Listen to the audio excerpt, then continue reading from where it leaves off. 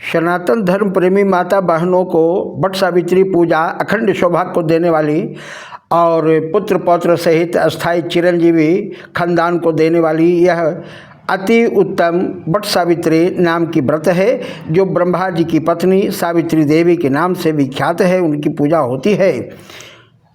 What वृक्ष के नीचे आकर के उनकी पूजा करके, ब्रह्मा जी का ध्यान करके, पुष्पांजलि दे करके और परिक्रमा करते हुए कथा को सुने। ओम ब्रह्म जज्ञानम प्रथम प्रस्वाद्वी सीमता सुचो वेना आवह सावधन उपमास्य विष्टा सतस्य योनि मतस्य विवाह। ओम ब्रह्म दिवाय स पत्निकाय नमो नमः। देवी पार्वती जी ने कहा है, देवताओं के भी देवता जगत के प्रति शंकर भगवान प्रभास क्षेत्र में स्थित ब्रह्मा जी की प्रिया जो सावित्री देवी हैं, उनका चरित्र आप मुझसे कहिए। जिसमें उनके व्रत का महात्म हो और उनके संबंध का इतिहास हो, एवं जो स्त्रियों के पातिव्रत को देने वाला सौभाग्यदायक और महान उदय को करने वाला है। तब शंकर भगवान ने कहा कि हे महादेवी, हे पार्वती, प्रभास क्षेत्र में स्थित ब्रह्मा सावित्री के असाधारण चरित्र को मैं तुमसे कहता हूँ। हे महेश्वरी, सावित्री स्थल नामक स्थान में राजकन्या सावित्री ने जिस प्रकार से उत्तम वट सावित्री व्रत का पालन किया है, उसका वर्णन मैं करता हूँ। मद्रास देश में धर्मात्मा सभी प्राणियों के हित में तत्पर रहने वाला, राजधानी तथा राज्य में रहने वाली प्रजाओं का प्रिय अश्वपति नामक राजा था, जो कि क्षमाशील, संतान रहित, सत्यवादी और इंद्रियों को वश में रखने वाला था। एक समय वह राजा प्रभास क्षेत्र की यात्रा के निमित्त वहाँ पर आया और विधि पूर्वक यात्रा करता हुआ सावित्री के स्थल पर पहुँचा। वहाँ पर उस राजा ने अपनी रानी के साथ उस व्रत को किया, जो सावित्री के नाम से, सावित्री व्रत से प्रसिद्ध है, सभी प्रकार की कामनाओं को पूर्ण करने वाला है। ओम भूर्भुवः स्वः भूर्लोक भुवर्लोक स्वर्लोक, इन मंत्रों की साक्षात मूर्ति बनकर के स्थित ब्रह्मा जी की प्रिया सावित्री देवी उस राजा पर प्रसन्न हो गई। कमंडल को धारण करने वाली वह सावित्री देवी दर्शन के बाद पुनः अदृश्य हो गई और बहुत दिनों के बाद उसी राजा के यहाँ देवी के समान रूप वाली कन्या के रूप में उत्पन्न हुई। सावित्री की प्रसन्नता से प्राप्त और सावित्री की पूजा करने के बाद जन्म हुई।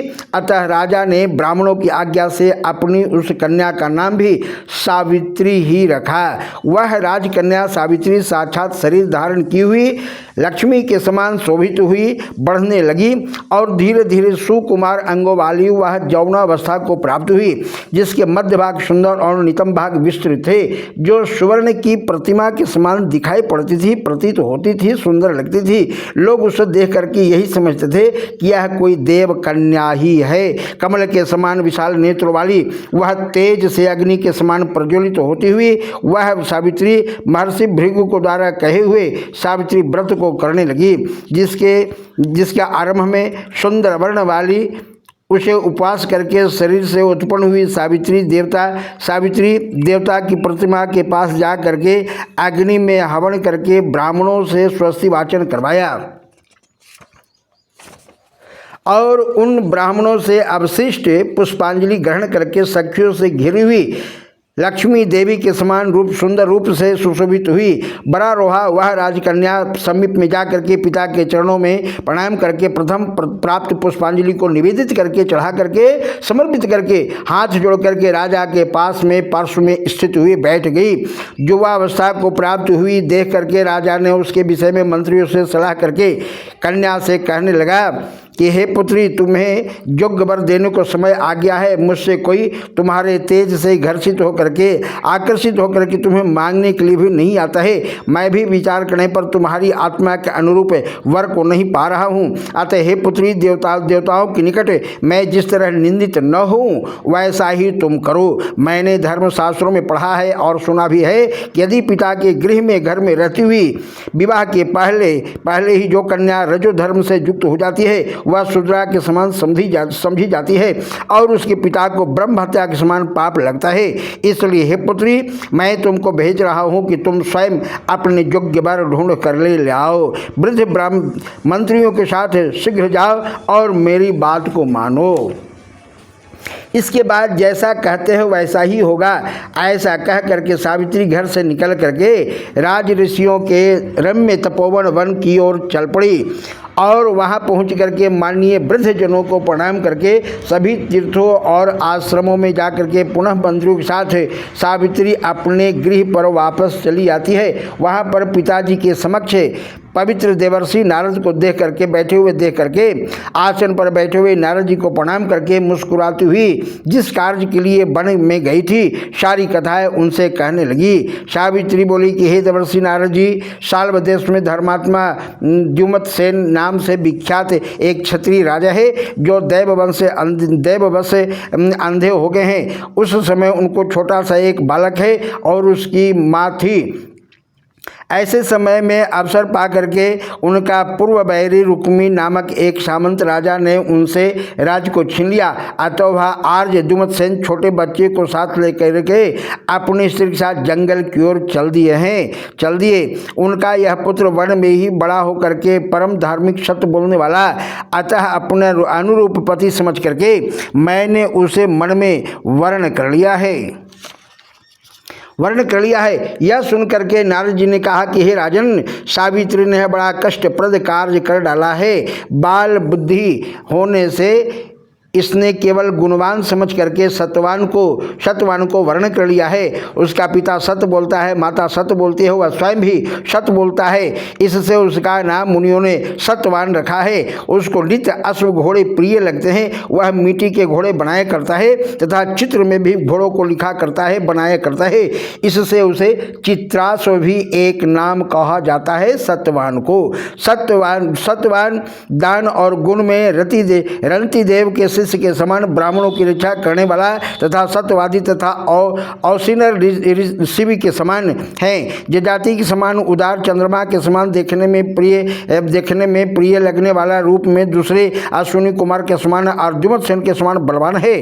किंतु उसमें केवल यही एक दोष है, दूसरा कोई नहीं, कि सत्यवान आज से ठीक 1 वर्ष पर छिनायु हो जाने से देह त्याग कर देगा। इस प्रकार नारद जी की बात सुन करके राजकन्या सावित्री ने राजा से कहा,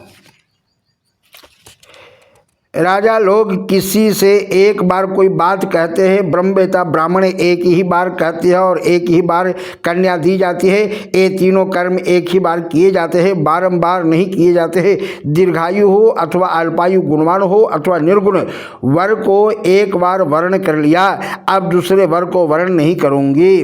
पहले मन से निश्चय करके बाद में उसे वाणी द्वारा प्रकट किया जाता है, पुनः उसके बाद कर्म द्वारा किया जाता है। इससे प्रत्येक कार्य में मन को प्रमाण माना जाता है, अतः मन के विरुद्ध कार्य नहीं किया जाता है। यह शास्त्रों का निर्णय है। नारद जी ने कहा कि हे राजन, यदि आपको भी कष्ट हो तो अपनी पुत्री सावित्री का कन्यादान, यदि आपको भी कष्ट हो तो अपनी पुत्री सावित्री का कन्यादान निर्विघ्नता के साथ शीघ्र कर डालिए। ऐसा कह करके नारद जी आकाश मार्ग से स्वर्गलोक को चले जाते हैं। इसके बाद राजा ने भी शुभ मुहूर्त में समीपवर्ती अपने नजदीक वेदांग को जानने वाले पारगामी ब्राह्मणों के द्वारा अपनी पुत्री सावित्री का विवाह संबंधी सभी कार्य संपन्न किए और कन्यादान किया। तब तणभंगी सावित्री भी मनोभिलषित उस सत्यवान पति को पा करके ऐसी प्रसन्न हुई जैसे कोई पुण्यवान पुरुष स्वर्ग को प्राप्त कर प्रसन्न होता है। पुनः शिव जी पार्वती जी से कहते हैं कि हे पार्वती, इस प्रकार उस आश्रम में उस समय रहते हुए उस सावित्री और सत्यवान के कुछ समय व्यतीत हो गए। उस समय केवल एक भारजा सावित्री ही ऐसी थी जिसके चित्त में दिन रात जो नारद की बात कही हुई थी उनकी बात याद रहती थी। उसके बाद बहुत दिन बीत जाने पर वह समय मरण का समय, अंतिम समय आ जाता है जिसमें सत्यवान को मरना था। अतः सावित्री नारद की कही हुई मरण तिथि को हृदय में गिनती हुई ज्येष्ठ मास के शुक्ल पक्ष की द्वादशी तिथि को सायंकाल में आज से चौथे दिन मेरे पति को मरना चाहिए। यह सोच करके 3 रात्रि तक निराहार व्रत रहने का उद्देश्य कर दिन रात आश्रम में स्थित रूप से रहने लगी। इसके बाद 3 रात्रि व्यतीत हो जाने पर प्रातःकाल मरण तिथि वाले दिन स्नान करके देवताओं का तर्पण करने के बाद चारुहासिनी सावित्री ने सास और ससुर का पाद बंधन किया। इसके बाद जब कुल्हाड़ी लेकर के सत्यवान जंगल की ओर चला, तब जाते हुए अपने पति के पीछे पीछे सावित्री भी चली। वन में पहुंच करके सत्यवान जल्दी से फल, पुष्पे, समिधा और कुशा आदि सूखी लकड़ियों को इकट्ठा करके ले जाने योग्य भार बनाने लगा। लकड़ियों को काटते काटते उसके सिर में पीड़ा होने लगी, जिससे उसके कार्य को छोड़ करके बट वृक्ष की एक शाखा को सहारा लेकर के सावित्री से कहने लगी कि हे सुंदरी, सिर की वेदना मुझे दुख दे रही आता है, मैं तुम्हारी गोद में क्षण भर सोना चाहता हूँ। सावित्री ने दुखित होकर के कहा कि हे महाबाहो, आप विश्राम अवश्य ही करें, पीछे हम श्रम को दूर करने वाली आश्रम को चलेंगे। जैसे ही पृथ्वी पर बैठी हुई सावित्री ने सत्यवान के सिर को अपनी गोद में रखा, वैसे ही उसने कृष्ण मिश्रित पिंगल वर्ण वाले किरीटधारी पीत वस्त्र धारण किए हुए साक्षात सूर्य के समान उदित हुए पुरुष को देखा। उसे देख करके सावित्री प्रणाम कर मधुर वचनों में उससे कहने लगी, आप देवताओं अथवा दैत्यों में से कौन है जो मुझे धर्मच्युत करने के लिए आए हुए हैं? मुझे अपने धर्म से च्युत करने के लिए कोई सामर्थ्य नहीं है। जो मुझे धर्मच्युत करने के लिए आए हैं, मुझे अपने धर्म से च्युत करने के लिए कोई समर्थ नहीं है, क्योंकि हे पुरुष श्रेष्ठ, मुझे धधकती आग की लपट के समान ही समझिए। ऐसी सावित्री ने कहती है। यमराज ने कहा कि मैं सब प्राणियों के लिए भयंकर और कर्मानुसार उनका उचित दंड देने वाला यमराज स्वयं हूँ। स्वहे पतिव्रता सावित्री, समीप में पड़े हुए तुम्हारे इस पति की आयु समाप्त हो गई है, इसे जमदूत पकड़ करके नहीं ले जा सकेंगे, इसलिए मैं स्वयं यहाँ आया हूँ। ऐसा कहकर के फांस को लिए हुए यमराज ने शतव्रत सत्यवान के शरीर से अंगुष्ठ, एक अंगूठा मात्र शरीर वाले पुरुष जीवात्मा को बलपूर्वक निकाल लिया और इसके बाद पितृगण से सेवित जमपुरी की मार्ग की ओर चलना शुरू कर दिया। तो वरारोहा सावित्री भी उनके पीछे पीछे चलने लगती है। यमराज ने पतिव्रता होने के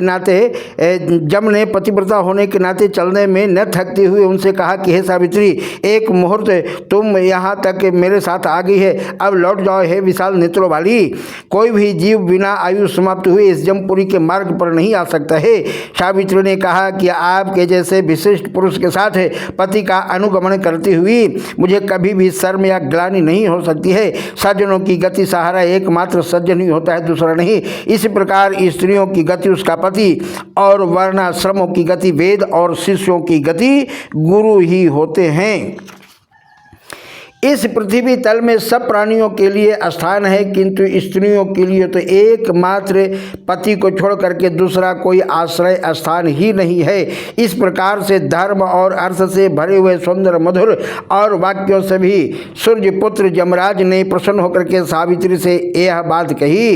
यमराज ने कहा, हे भामिनी, मैं तुमसे प्रसन्न हूँ, तुम्हारा कल्याण हो, तुम मुझसे वर मांगो।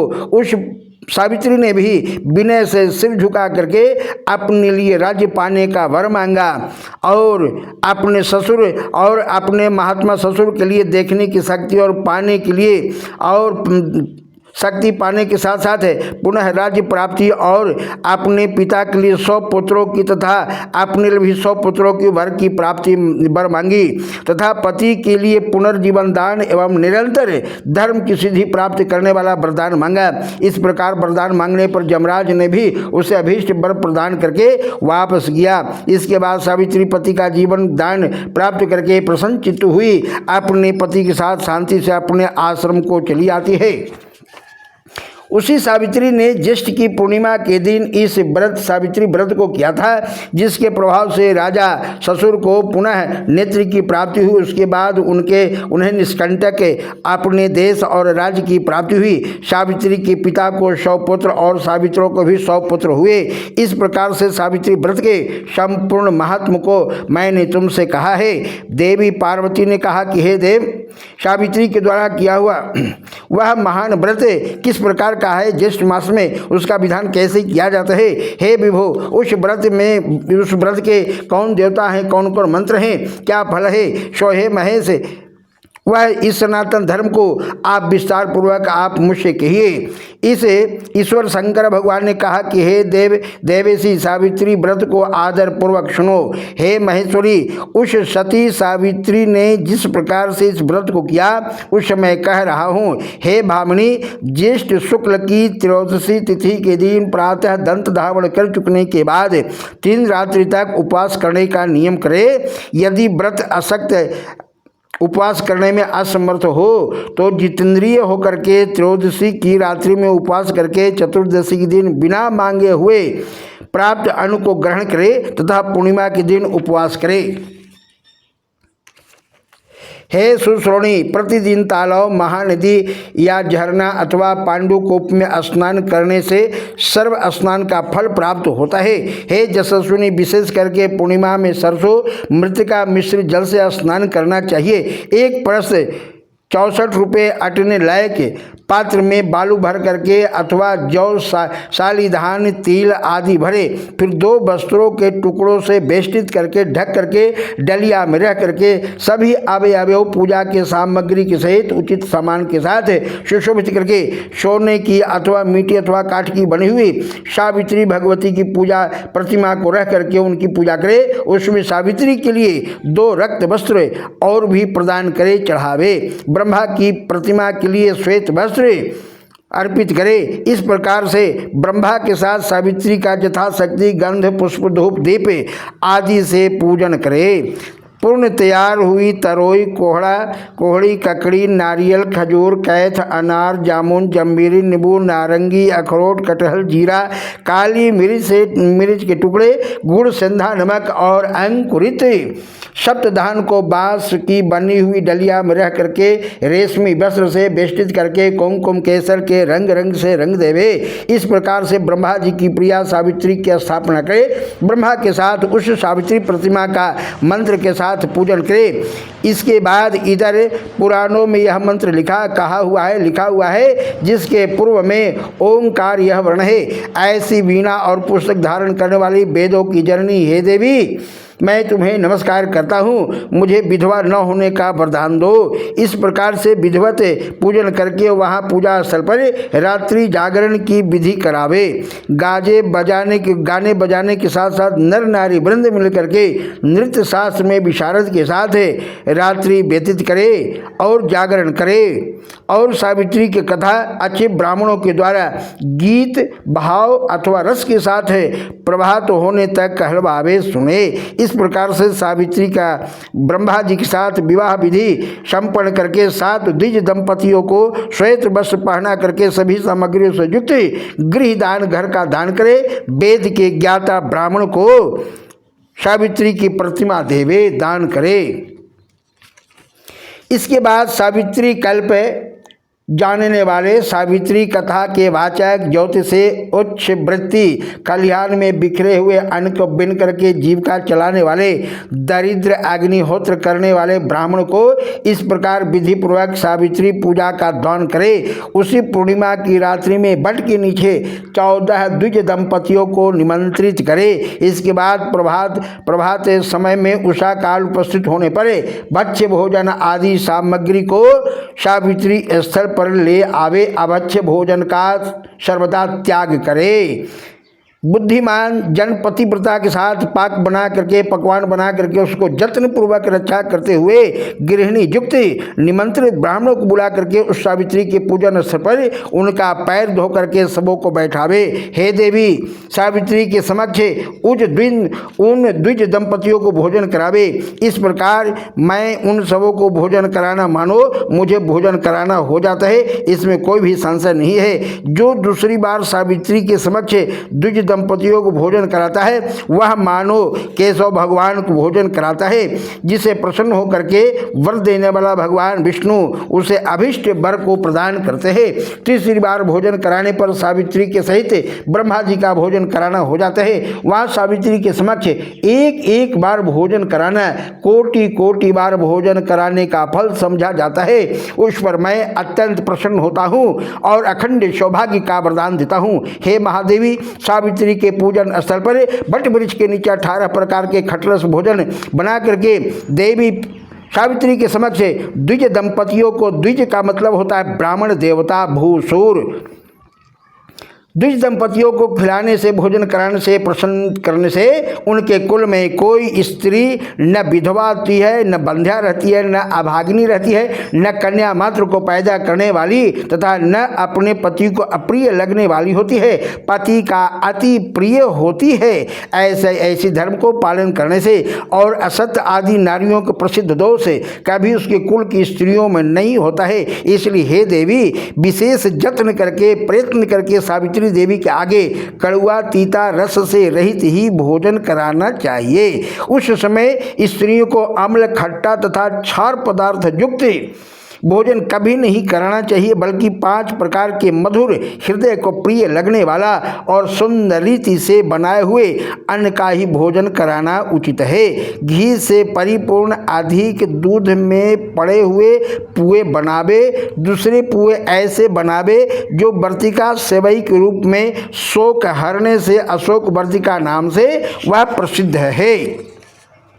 तीसरे पुए खजूर के बने हुए होने चाहिए। चौथे गुड़ और घी से युक्त होकर के सन्याब, सन्याब का मतलब होता है हलवा के रूप में होना चाहिए। जो स्त्री इन सबों को दान करती है वह स्वयं खाती है। वह पुरुषों के लिए आह्लादकारिणी एवं स्त्रियों के लिए अत्यंत प्यारी, धन्य धान्य तथा बहुत बड़े कुटुंब वाली, परिवार वाली होती है। पुओं को दान करने से उसके कुल में ज्वर, संताप और किसी प्रिय के वियोग का दुख कभी भी नहीं प्राप्त होती है। अशोक वर्तिका के दान से 21 पीढ़ी तक उसका कुल बहुओं, लड़कों, अनगिनत दास दासियों से भरा रहता है। जो स्त्रियां पुड़ियों को दान करती हैं उनके कुल में बहुओं के साथ साथ लड़कियां भी पुत्रिणी होती हैं। शिखरिणी, शिखरण का दान करने वाली युवतियों को उस दिन सभी फल प्राप्त होते हैं, इसमें कोई संदेह नहीं है। मोदक, लड्डुओं के दान करने से उनके संपूर्ण कुल सर्व प्रकार के सिद्धियों से भरा पूरा रहता है, ऐसा पितामह ब्रह्मा जी का वचन है। हे देवी, 8 प्रकार की गौरी कन्याओं को भोजन कराने से यह विशिष्ट फल की प्राप्ति होती है। वह जन्म जन्म में, जन्म जन्मांतर में, अनेक जन्मों में, अखंड जन्मों में सौभाग्य वाली, पुत्रिणी, पतिव्रता, धन की वृद्धि से सुशोभित, सहस्त्रों को भोजन कराने वाली होती है।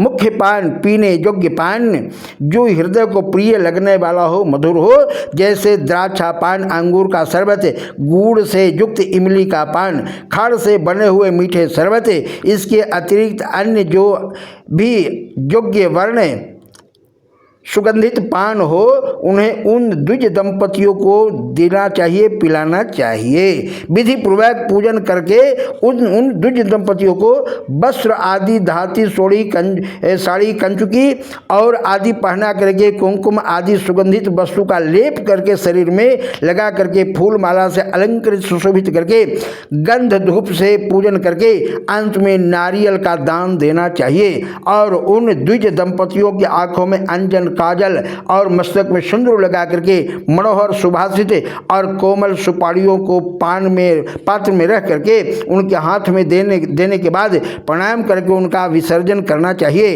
अंत में इस कृत्य से निवृत्त होकर के बंधु और बालकों के साथ स्वयं भी भोजन करे।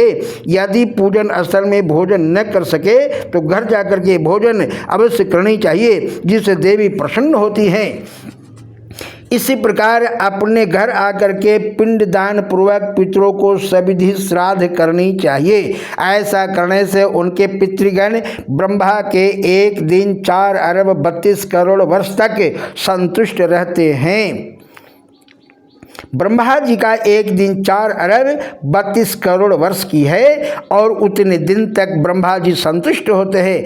तीर्थ से 8 गुना पुण्य अपने घर में दान करने से होता है, क्योंकि द्विजातियों द्वारा किए हुए श्राद्ध को नीच जन नहीं देख पाए। अतः एकांत गृह में गुप्त रूप से पितरों का श्राद्ध करना उचित माना जाता है। नीच के देखने के मात्र से ही श्राद्ध हतप्रभ निष्फल हो जाता है, पितरों को प्राप्त नहीं होता।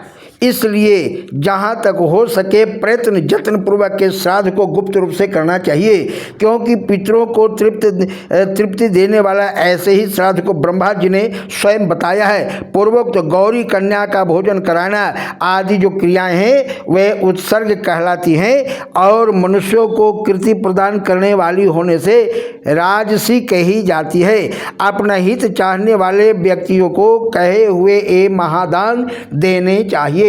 यदि सात्विक फल की चाह है तो श्राद्ध में विशेष रूप से इस प्रकार के दान देने चाहिए जैसा कि ऊपर कहे गए हैं।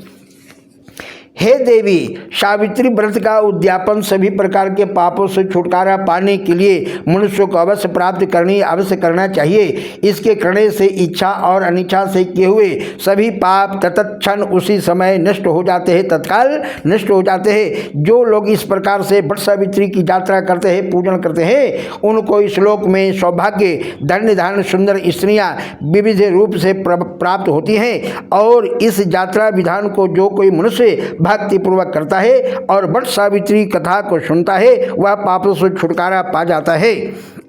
हे देवी, जो पुरुष ज्येष्ठ की पूर्णिमा के दिन विधि पूर्वक सावित्री के पूजन स्थल वट वृक्ष की 108 या 54 अथवा 17 परिक्रमा प्रयत्न पूर्वक जत्न पूर्वक करते हैं तो उनके द्वारा अज्ञान पूर्वक किए हुए अगम्य स्त्री के साथ गमन रूपी पाप तथा अन्य भी किए हुए पाप नष्ट हो जाते हैं। इसमें कोई संदेह नहीं है। जो उक्त सावित्री की स्थल वट वृक्ष के नीचे आकर के संध्या बंधन किया करते हैं और उनकी अपनी पत्नी के साथ हाथ से लाए हुए पांडु कूप के जल से, सुवर्ण की झारी अथवा मिट्टी की झारी से हे भामिनी जल ले आकर के संध्योपासना करते हैं, उनके द्वारा 12 वर्षों तक की संध्योपासना की हुई मानी जाती है। पांडु कूप में स्नान करने से अश्वमेघ यज्ञ का फल की प्राप्ति होती है।